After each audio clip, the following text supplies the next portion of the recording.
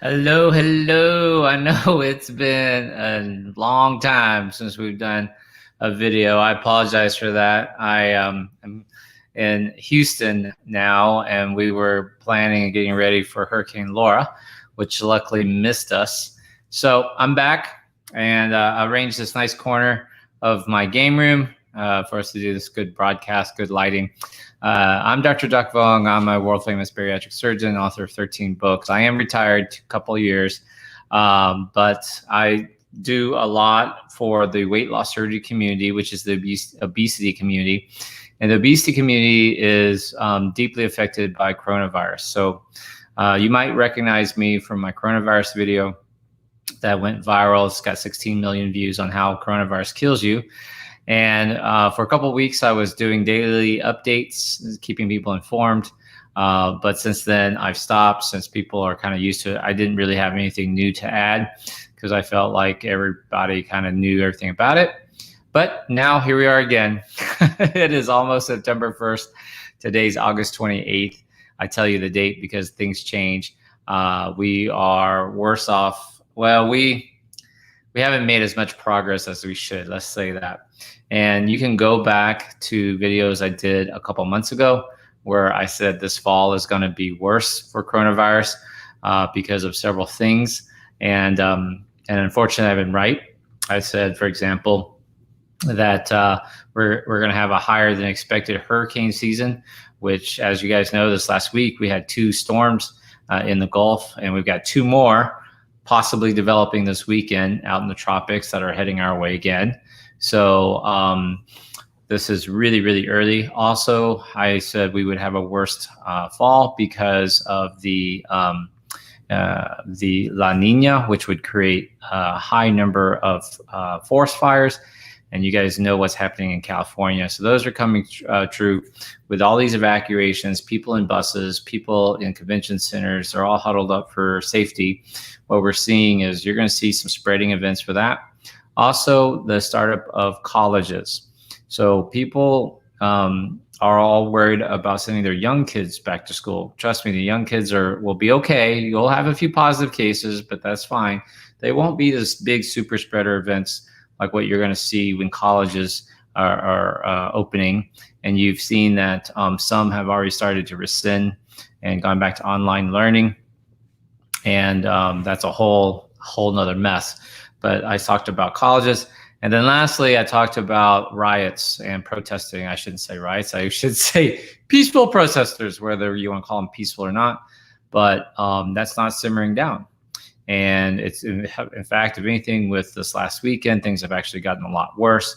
So now I feel the need to start talking again about coronavirus because it's going to affect our obesity community.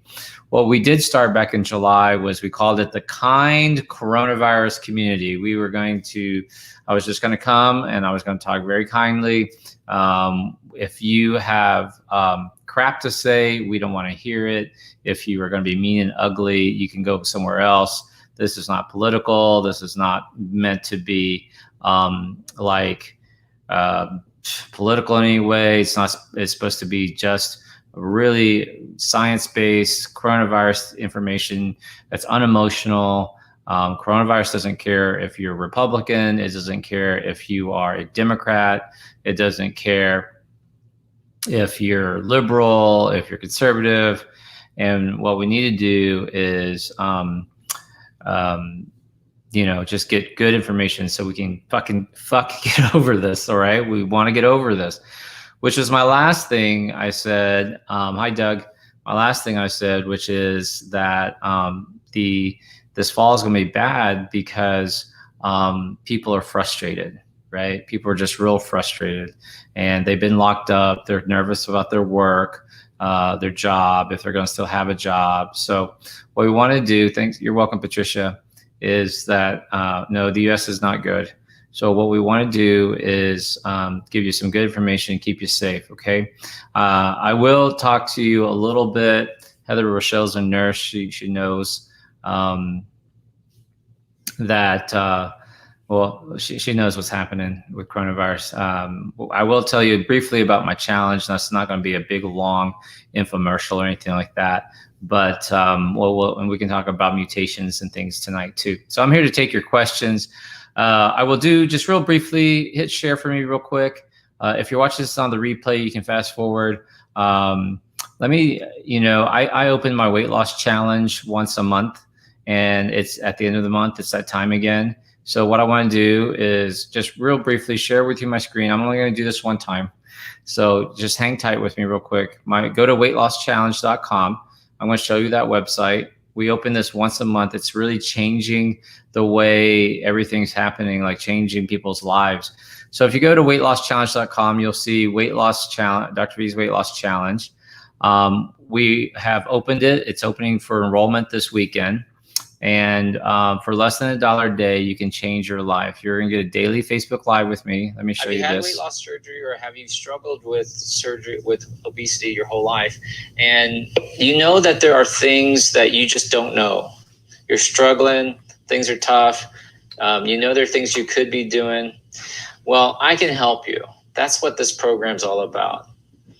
If you join this challenge, what you're going to find is a very loving community of like-minded people who have committed to seeing everybody win. Now, what are you going to get? You're going to get a daily email from me with specific tasks of things you need to do. And it's stuff that you don't even realize you need to do. In fact, it's quite ironic that there are a lot of patients who are in this challenge who actually lost weight. And they'll tell you they've lost weight, even though I don't really tell them what to eat. I don't tell them what to eat. The first thing we do is work on the mind, the thought processes, the thinking. We clear out all the clutter. And when we are able to clear out the clutter, then I can insert the new information that's really going to radically change your life. All right. So you'll get a daily email with tasks from me. And then number two, you'll also get a daily, not a monthly, not once a week, but every single day. Yes, even Saturdays and Sundays, you'll get a daily Facebook Live with me where for about 30 to 45 minutes, we'll talk to you about the challenge, what's happening, and give you specific, deeper insight. And we're going to go real deep into what's holding you up. Okay. Once you join, you're going to find this amazing community that's going to surround you with love and encouragement. In addition, when you sign up today, you'll have. Okay. So, the challenge, basically you get a daily email from me and a daily Facebook Live. I have a secret Facebook group. I go live in there every single day. I really deal with the headspace, the emotional, spiritual side. We partner you up with an accountability partner. You can even have two if you need to. And we have two great, not one, but two great secret Facebook groups for you. We got lots of member testimonials you can watch. I'm not going to go through them. For less than $1 a day, you can invest in yourself. $27. Just try it one time. We've made a huge difference in people's lives. All right. So weightlosschallenge.com. Check that out. Join the Dr. V challenge. And that's it for that part. And I will go back to us. Right. Thank you guys for that little. I got to pay the bills. You know what I mean? Michelle Hamilton loves her accountability partner. Catherine Cannell says it's mind transformation. Mary Beth Carswell is in the challenge. Gail Gowan, the daily lives are awesome. Thank you, everybody. Jennifer Coleman is in there. Definitely join. I was new in August. Love our tribe. That's what we call it. If you sign up today, then what? Then you'll get an email with all the instructions and definitely things like that. The challenge is not what you think it is. So much more will change the way you think. Lisa's in our challenge there. Valerie S., best decision she's ever made. Thank you. And she also is part of our weekly group. And Paula Richards is right. That's cheaper than Weight Watchers. Lori, changed my mindset. Best AP ever. Really, Mary? I thought I saw you signed up. I'll check in that. Mary's one of mine. I joined in June. Mary Beth Carswell, it's worth it. Vicky's in our challenge. She's a founder and 50 pounds gone. So check that out. All right. Thank you. You're welcome, Charles. All right, let's get going here. So a couple of things I want to talk about. All right. here's the number one thing I want you to understand real quick. It's this. Hold on. Spain is the new Europe hotspot for second wave. All right. Spain. Who remembers when all this started? Who remembers when all this started? And you know, Italy, we saw daily reports of Italy, Spain, France, not so much, England, and you know, Italy was on lockdown for 4 or 5 months. You know, people were dying. We didn't know what we were dealing with. The pictures were really gruesome. As Americans, we kind of sat back and watched the theater. We didn't think it would really like hurt us too bad. But we are leading the world in number of cases as well as number of deaths. But they were able to actually do what the U.S. couldn't do. They actually flattened their curve. They actually flattened the curve and were able to reopen. Well, if you look at the numbers, now I talk about this in my challenge. If you see that weightloschallenge.com, I do a daily coronavirus update in the challenge. And I've been telling them, hey, I said, watch Spain, because about a month ago, Spain had 1,000 cases a day. They got it all the way down to 200-300 cases a day. Then I noticed they got to 1,000, 2,000, and then just this week I said, man, they're at 3,000 cases a day. Well, by the end of the week now, they're at 7,300 cases, 7,300 cases a day, and then France is up to 4,300 cases a day. And Italy, who we were all concerned about, Italy is now back up to over 1,000 cases a day, 1,100 cases a day. Okay, this is crazy. And because they flattened the first curve, this is now their second wave. Their second wave, and they're starting the fall, right? It's everything that I talked about back in June, why the fall was going to be worse, okay? So if you're finding this helpful, please hit share for me. I really appreciate it. So the second wave is coming, and it's going to be worse. Why is it going to be worse? It coincides with influenza, the regular seasonal flu. People are more huddled up, more indoor spaces. They're already frustrated this time. They don't want to lock down again. They opened up their beaches and the resorts because their economy was dying. It was really bad shape. Spain was already on the verge. I think it was on the verge of bankruptcy and got bailed out. I don't really watch the news until coronavirus started, so I don't know my total current events or anything like that. But I know Spain was one of the European countries that was really hurting economically. And so when they shut down for coronavirus, boy, it just wiped out their economy. So they opened pretty quickly. People went back to the beaches. Spain has world famous beaches, resorts, things like that. And now you're seeing Spain is the new European hotspot for the second wave. It is not good, and the numbers are going really, really badly. It is like a rocket ship to number one, man. Or like seriously, beginning of this week, I was in the challenge group, my weight loss challenge group, and I was like, look at Spain, because they're at 3,000 already, and by the end of the week, they've doubled. They're at 7,300. France is next, and it's just a matter of time before it spreads down to Italy and eventually make its way across the channel to England. And England, yes, England is back up to over 1,000 cases again. So Europe, man, blessings to you. Be careful. You are in it. You're about to get it again. And, you know, I shouldn't say anything because, you know, honestly, the America hasn't even been able to to crush the first wave. So we are still in the midst of the first wave, and we got our curve down a little bit. Some people will say, Dr. Vong, the world numbers are plateauing. They're not plateauing. They are plateauing only because the U.S. caseloads are going down. We went from 70,000 cases a day. We're down to hanging around 42,000 cases a day. That's the difference of that 30,000. But there are several other countries that are increasing. That's a problem. So what I want to tell you next is this, and I'll take your questions, right? So India is in bad shape. So when I started this, you can go back to my videos from April. Okay? from April, I said, I don't understand why India has such few cases, right? And when I said that, they had like 1,000 cases, and I said that India's in trouble because they have 1.3 billion people, 1.3 to 1.5 billion people, and in our brains, we can't wrap our heads around that. But China is the most populated country, right? And with 1.5 to 1.7 billion people. India is number 2 with 1.3, 1.5 billion people. And but they're not like a communist dictatorship. They can't force people locked down. I mean, India is a democracy, and there's a huge disparity between the haves and the have-nots.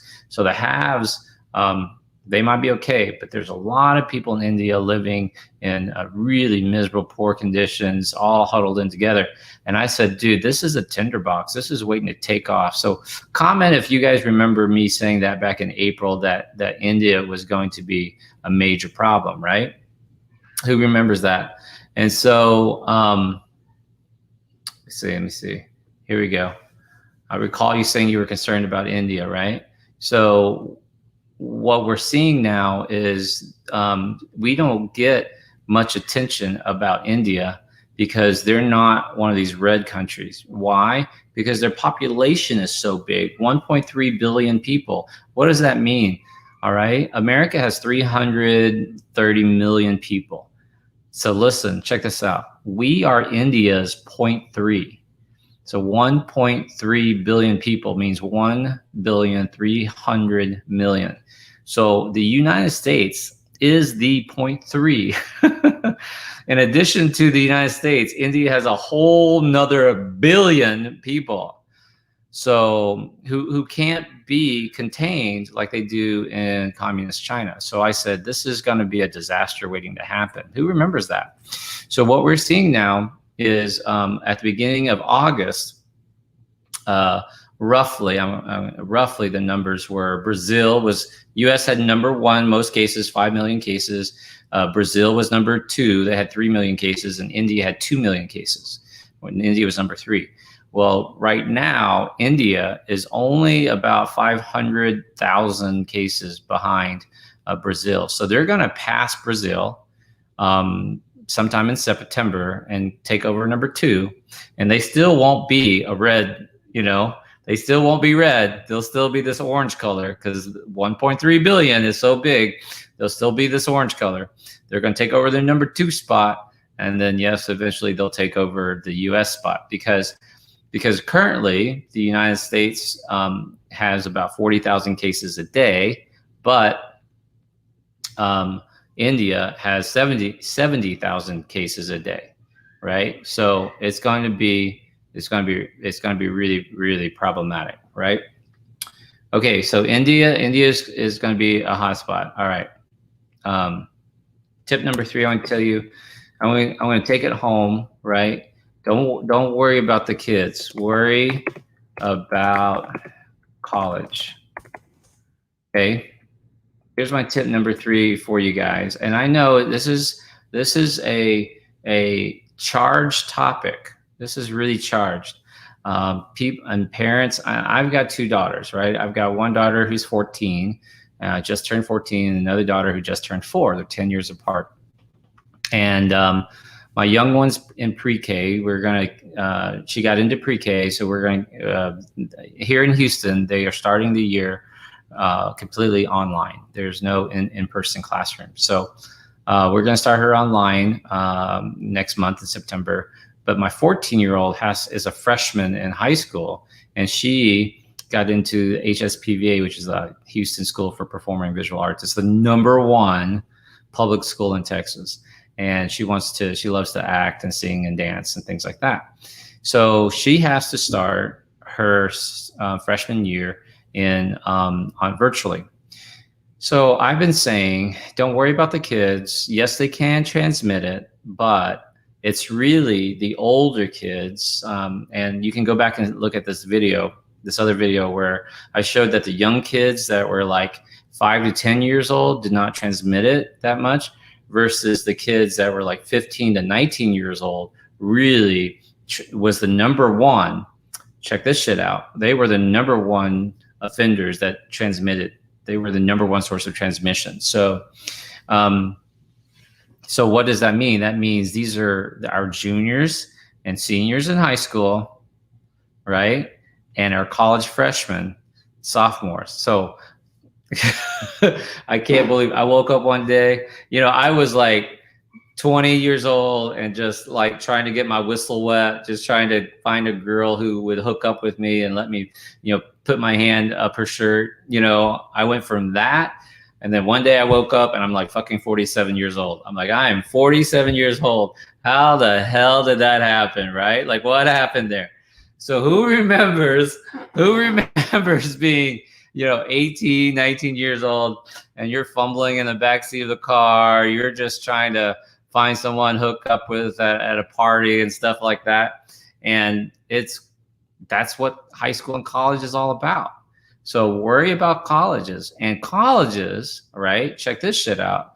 They are not really there to educate your kids. If you think college is about educating your kids, you are really, really mistaken, because college is really about, you know, trying to fit in, trying to find your way, trying to like, you know, figure out where you fit into the you know, the scheme of things and all that sort of stuff. So this idea that we're going to let kids go back to college and they're going to stay socially distanced and they're going to have temperature checks. I'm going to talk about temperature checks next too. That they're going to have masks and all this sort of stuff. Dude, it is stupid. It's not going to happen. You know, when class is over, they're going to be at parties. They're going to be, you know, trying to hook up. They're going to try to hook up with someone else differently every single night. They're just, I mean, that's just that age. If you remember what that age was like, I can't believe I'm 47, you know. I did. I went there. So, so colleges have become, they're in the business. They are basically major hedge funds. They have these huge, there's several colleges that have billion-dollar endowments and lots of colleges with hundreds of millions of dollars worth of endowments. They are hedge funds. And they are actually one of the largest like property real estate owners. They have companies that manage their real estate, for example. And God forbid, check this shit out. Here's where Dr. V gets real. God forbid they fucking keep kids home one semester. You know, God forbid you don't get tuition for one fucking semester. You know what I mean?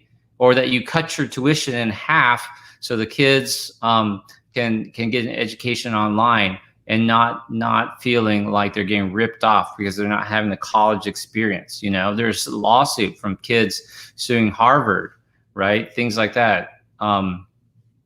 So this is a travesty. And you know, I love money. I love success. I love, you know, the American dream. I am the American dream, right? But I'm going to tell you,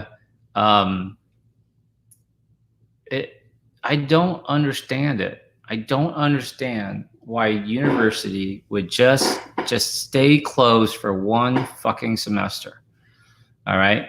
Which is going to, what's my next tip? It's what number am I on? Number 4. All right.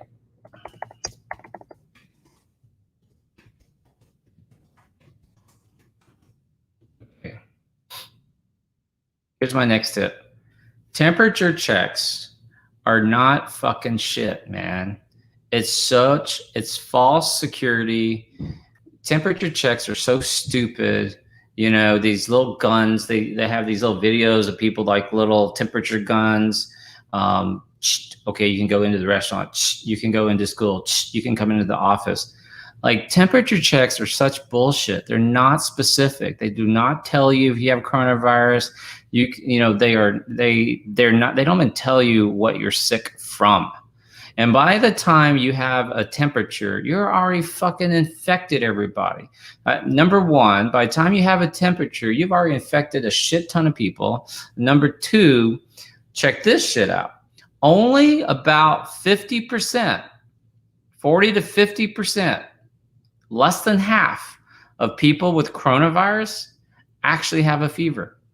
So all this bullshit they're telling you that, oh, you know, you get high fever, you get a cough, it's coronavirus. No, loss of taste is even more accurate than fever. Loss of taste has come out to be like, for oddly some reason, much more common than a fever, right? So less than half of people run a fever. That's with coronavirus. Number 3, regarding temperature. Some people, especially the elderly, cannot mount a fever. And we know this in medicine. We learn it in med school, you know, that temperature fever is not an accurate gauge in the elderly. If they have a 100.5, for them, that might be a massive infection. They might get cold, because you lose your body's, as you age, you lose your body's ability to regulate your temperature, mount a response. What your body might end up doing is actually getting cold. It's the opposite of a fever. You get cool, right? But you're wildly infected. So temperature checks are not very specific. To do them, fine if you want to do them to make yourself feel better. But I saw some broadcast, some school system is like doing temperature checks to every little kid. We're talking about kindergarten and first grade kids before they come into the classroom, and before they get on the bus or before they get off the bus. I don't know, one or the other, right? I'm like, dude, that is such a waste of time and effort and money. And just keep your kids at home for a little bit longer. Get these numbers down, and we can all go back to life a lot fucking sooner. Am I right? All right. I want to take some questions, and that's it. If you have found this,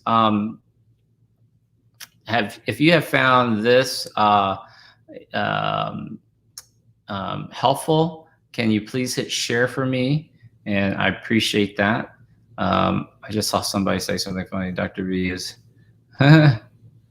yep, they can't mount a fever. That's right. Oh yes, cold sepsis, very bad. Sorry, these comments are going by pretty fast there. That's right. All right, so can we actually get it 2 times? Let me take some questions for you. Hey, real quick, if you'll do me a favor, if you found this helpful, please hit share. I'd appreciate that a lot. Thank you guys very much. And check out my challenge, weightlosschallenge.com. I only open it once a month. It's changing lives and things like that. I don't think you need to worry about Cherie, flu merging with COVID. They're different diseases. It's kind of like you merging with a monkey. Like, it's not going to happen. You're not going to have, coronavirus, is a group of viruses that we know can cause the common cold, as well as the flu. So thank you for sharing, Yin Yang. I appreciate that. Yolanda Miles, what's up, girl? Thank you for sharing. Appreciate that. Carbons, yes, challenge is amazing. Awesome. Thank you for sharing, everybody. Appreciate that. Thank you, Lisa. So the other question I saw scroll by earlier is mutation. Well, has coronavirus mutated? Is it more deadly? Is it less deadly? It's not. So let me explain it this way. And I'm going to steal this from Dr. Terry Simpson, who's a friend of mine. He's also a bariatric surgeon, really good guy, but he trained as a virologist. He worked in a virology lab, so he's really familiar with viruses, right? And here's how he says about mutation. Mutation is like a book. I have a book somewhere. Who moved all my books? Okay, so, okay, you get the idea. So mutation is like a book.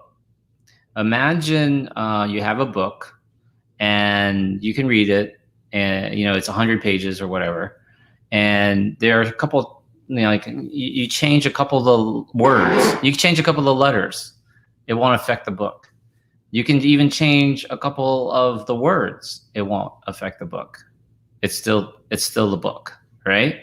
So coronavirus might or might not mutate. They have different strains for sure, and just because it changes over a couple of sequences on its RNA doesn't make it any more virulent or different. It has to be a very specific sequence that it's attacking or that changes. Okay. Thank you. Appreciate that. Yeah, I had Doc Simpson on as a guest. He's great. Okay. So any other questions? Let's see, doing the challenge for haven't had surgery. Good job, Pamela. Thank you for coming. Here you go. Would buying an air purifier help during the winter season with COVID? You know, your everyday purifier, air purifier, doesn't do shit. It really doesn't. You have to have like a super special high grade, commercial grade purifier to really destroy viruses and germs and bacteria and stuff. And also just remember, like, how effective is that air purifier changing the air circulation? Besides, you're indoors. You know, you're better off opening windows, for example, and letting fresh air in. I guess it wouldn't really hurt to do it. I wouldn't count on it though. Okay. Vicky, so is it true if you had the virus, you're only safe for about 3 months of not getting it again? After that, you can get it again. So we're not sure. Okay, so Vicky, we're not sure. We have some examples of some concern that people are losing their antibodies. Let's say, so when you catch an infection, any virus, your body fights it off by forming what's called antibodies. And these antibodies will have memory. And so next time you get infected again, the antibodies kill off that invader before you can get really sick, right? So what we're seeing is in some people, for some reason, it probably has to do with the viral load, how much virus you had, how sick you were, and your own personal immune system. So in some people, their antibodies to coronavirus are disappearing in 8 to 10 weeks. We don't have any good reports to confirm that or to really show that, but we are starting to hear whispers of that, right? So, but don't worry, there's good news. The good news is that your immune system actually has 2 arms to it. Like I have 2 arms. I have 2 biceps. So one arm is the IgG, and the other arm is the T cells. So your T cells, which you might remember was what was affected during HIV and AIDS, it's the T cells might play a bigger role in coronavirus. So if you've probably heard that young kids don't have the symptoms as bad, like the little ones, because think about it, a lot of times they're getting sick every season and because of school, because they touch things, germy, etc. So they might have T cells that recognize enough of a group of coronavirus, coronavirus RNA, to know to then, like, when they have this SARS-CoV-2, it remembers enough of it to attack it. That's kind of some working theories there on that. And I saw a report, and it's only one confirmed patient, a Hong Kong man, who tested positive, had coronavirus, and caught it again. That was just published this last weekend. And he had very mild symptoms the first time and didn't have any symptoms the second time. And they retested him and he tested positive. So there is something there we just don't know yet. All right. Hi, Vicky. Blessings from Arizona. Thank you. All right. Any other questions? Okay. So Kathy is a long hauler. Oh, this is terrible. No. So for those of you guys who don't know, a long hauler is this group of people Kathy, good luck to you. I hope you start feeling better. Is a group of people who come down with coronavirus, and usually they're really sick, and then they get better, and then they have these symptoms that drag on for months. She said since March. So March, April, May, June, July, August, 6 months. And a lot of times the symptoms is just you're just dragging ass. You're feeling tired all the time. You lost the focus, right, Kathy? Loss of focus. And just overall just not feeling well. Like don't want to get out of bed. You're very lethargic, memory loss. So those are some of the long hauler symptoms that we're seeing, and we're not exactly sure what's causing that. If it's your body still trying to fight off the virus, even though you've tested negative, if it has to do with an inflammatory process that we've yet to explain, or it's that thrombus, those microthromboemboli, which is like the clots in layman's terms, it's those little blood clots. If they're affecting the brain, like the small vessels, we're not completely sure about that. Or chronic inflammation in your brain meninges. So it's almost like a mild meningitis. It could be something related to that. There currently is no great treatment for long haulers that I'm aware of. I could be wrong, but I'm not aware of anything other than the usual hydration, rest, ride it out.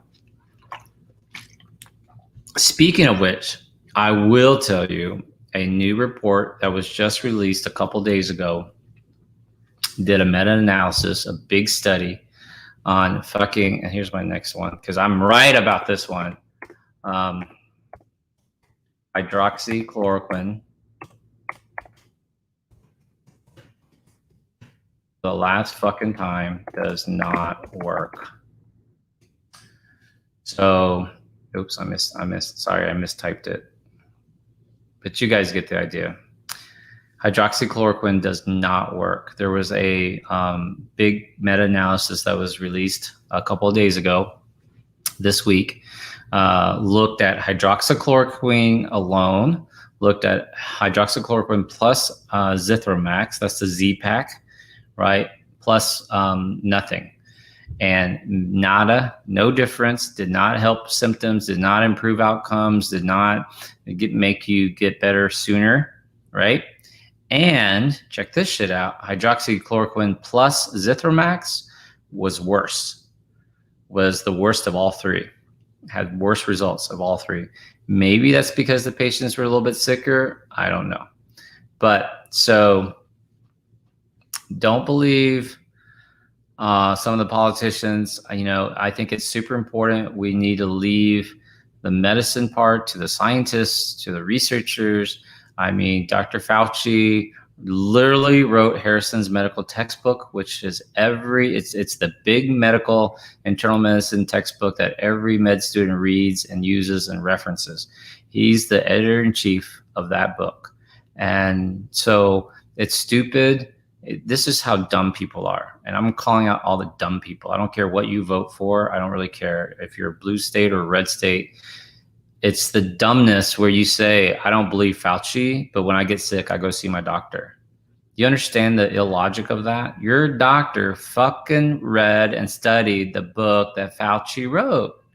So to sit there and say, I don't believe Fauci, but I have a cough, I need a mammogram, I need a wellness check, I need a pediatrician, I need to go see my doctor for cancer treatment. We all fucking read Harrison's internal medicine textbook that Fauci is editor-in-chief for years.